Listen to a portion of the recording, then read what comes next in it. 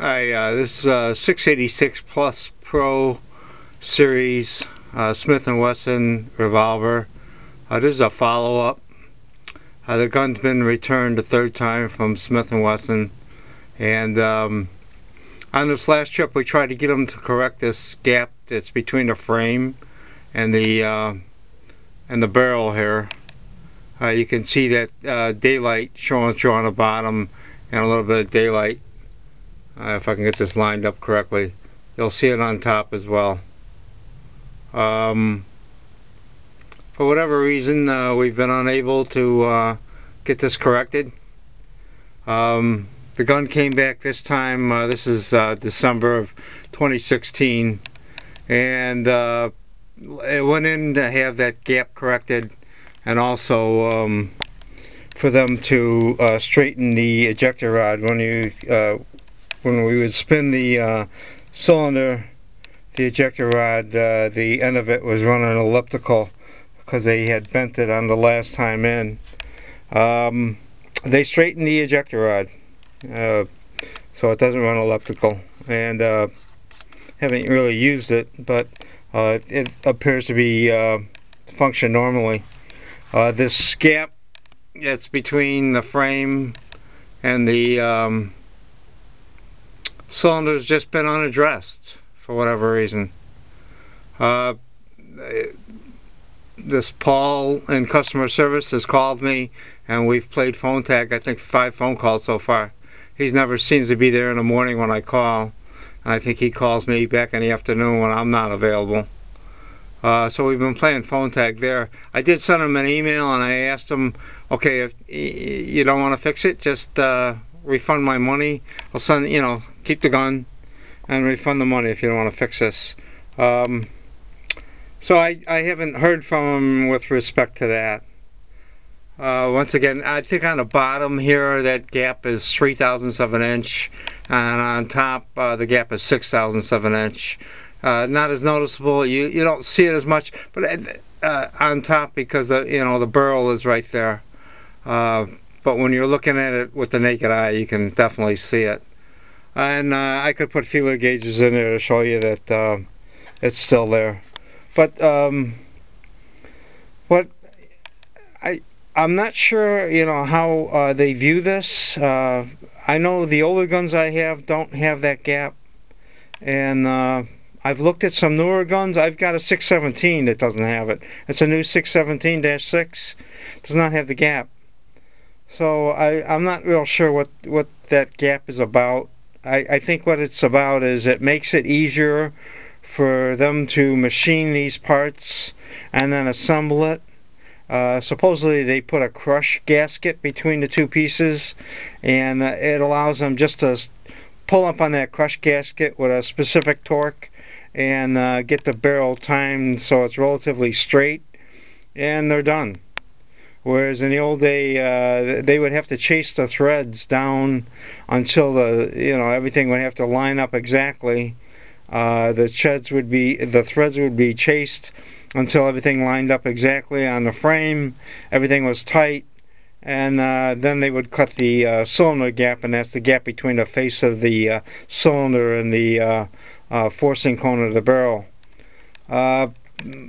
But I'm sure that's more time consuming than the way they do it now, and that's maybe the reason for this. Multiply that by the fact that I'm sure the bean counters are looking at plastic guns saying that, hey, the money is with the plastic gun, not with these revolvers. You might get some people that are interested in the revolvers, but the real money's in with the plastic guns. So I'm sure that's a factor on it. When I do get actually talk to this guy, maybe I'll put a little follow-up on this here to let you know what the outcome was. But so far it hasn't been good. I don't know what to tell you. The best advice I could give is, if you find the gun in a gun shop and it's exactly what you're looking for, you inspect it closely, you don't see these gaps that we've been talking about here, go ahead and buy it. If you're going to buy it on the internet,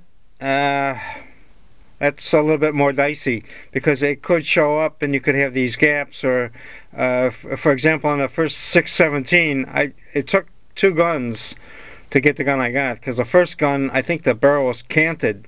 You look down the barrel, it was on an angle off to the left. So I said, there's no way I'm taking this gun.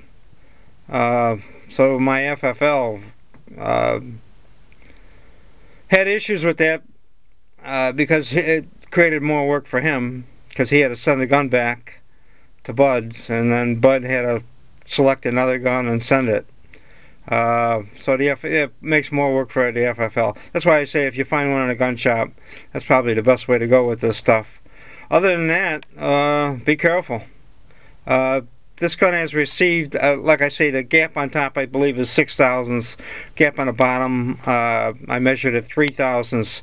Trigger pull on this thing is 12 to 13 on double action, and 4 1/4 to 5 on single action, as received this time back. So that's all the numbers on it.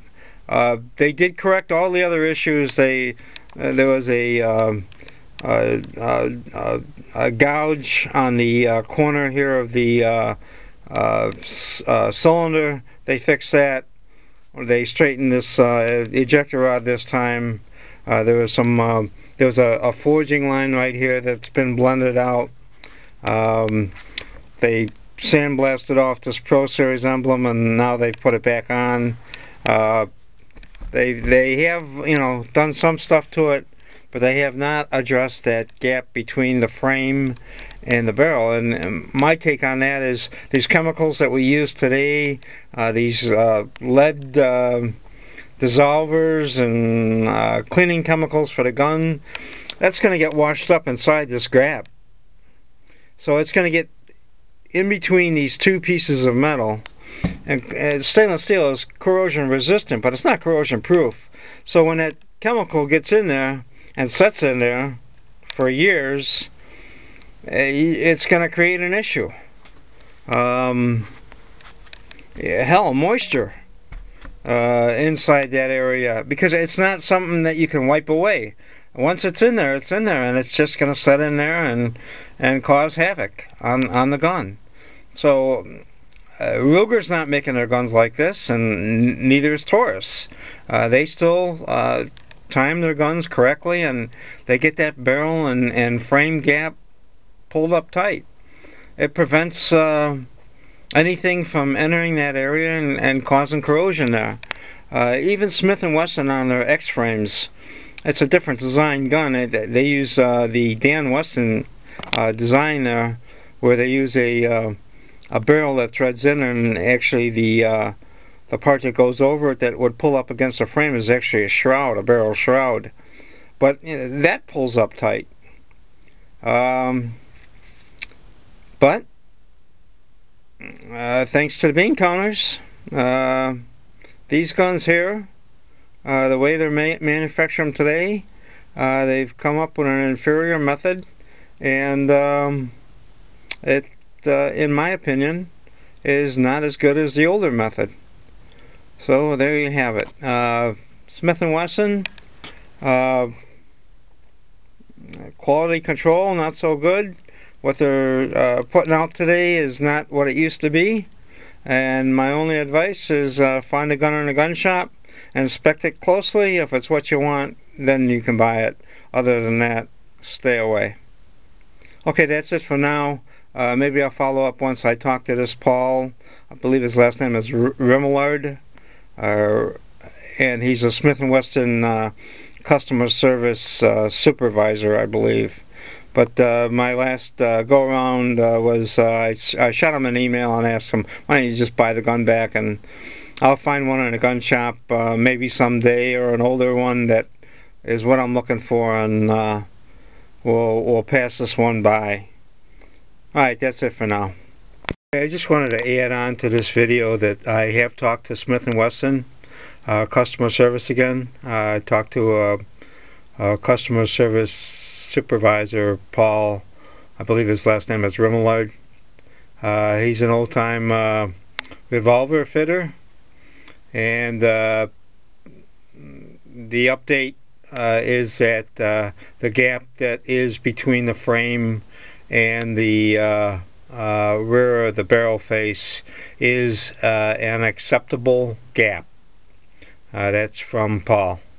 They took a look at it, and they feel that a .006 gap on top and a .0035 gap between the frame and the barrel on the bottom is acceptable. I asked if there's, if I can get a refund, and he pretty much said he doubts it. I asked, is there a way I can escalate this?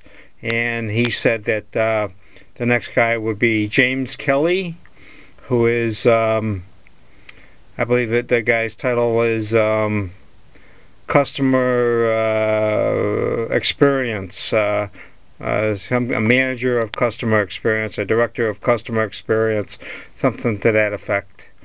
So he suggested that I write to James Kelly and ask him about a refund.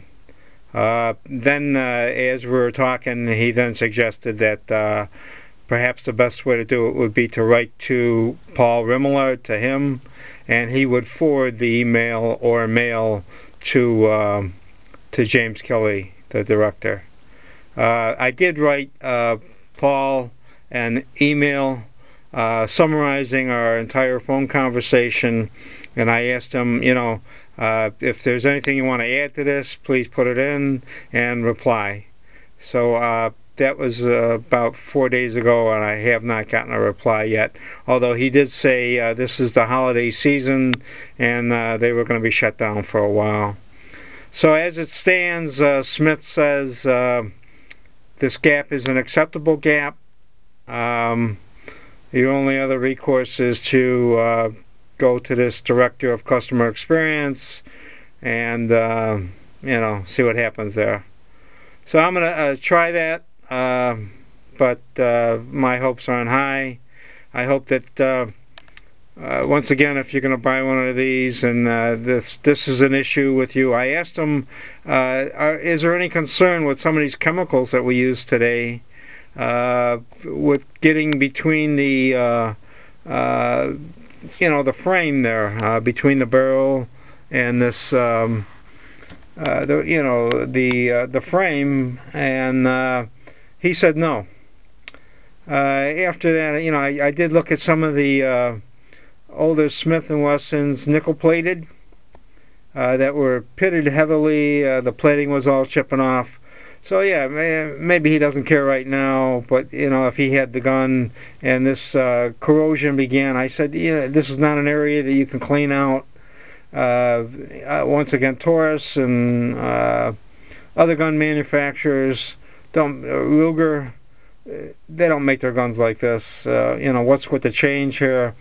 During our phone conversation, he did say, he started out by describing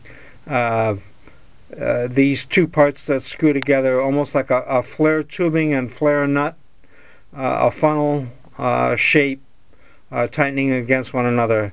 As our discussion went further, then he changed it to a crush washer type, because I was told by Mark, I believe in customer service, that there's actually a crush washer between these two parts. So once again, this guy's a former fitter, revolver fitter, and it didn't sound like he was too sure, or maybe, I'm not sure what he was trying to do there. But he did, finally say that, yeah, they use a crushed gasket between these two parts.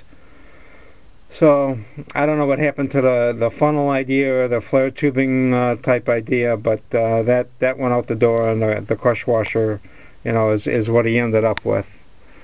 So there you have it. I'll get all of this together.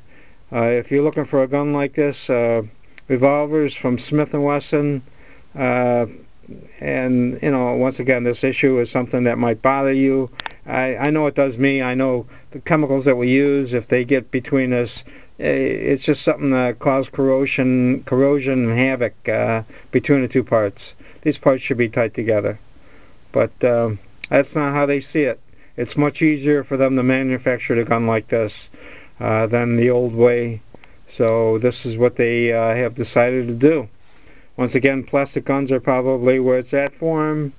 Not caring a lot about this until they get some bite back from the gun purchasing community.